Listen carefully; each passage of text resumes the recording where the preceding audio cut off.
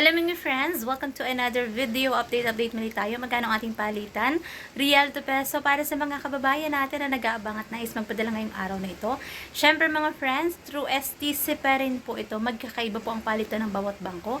Pero konti lang naman ang difference nun. At least magkakaroon kayo ng idea kung magkano ang ating update exchange rate ngayong araw ng Sabado, June 29, 2024. Update natin, 1 real equivalent ng 15.51 pesos. Para sa mga kababayan natin na nag-aabang at nais magpadala ngayong araw na ito, yan po ang ating update exchange rate through STC to mga friends. STC Pay to bank account.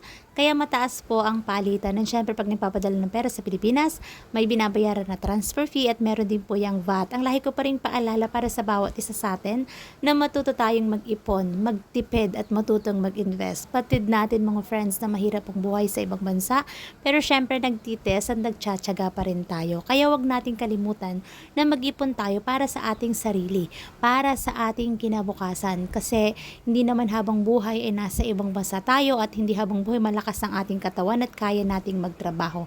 Kaya habang may panahon pa mga friends, matuto tayong mag-ipon para sa ating kinabukasan. Kasi napakasarap umuwi sa Pilipinas, especially para sa mga kababayan natin mag-go for good.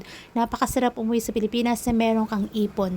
Ipon na magagamit mong pang negosyo pag nais mo nang umuwi at mag for good. Kasi batid natin mga friends na napakahirap ng buhay sa Pilipinas, lalong-lalo na napakataas ng bilihin sa panahon ngayon.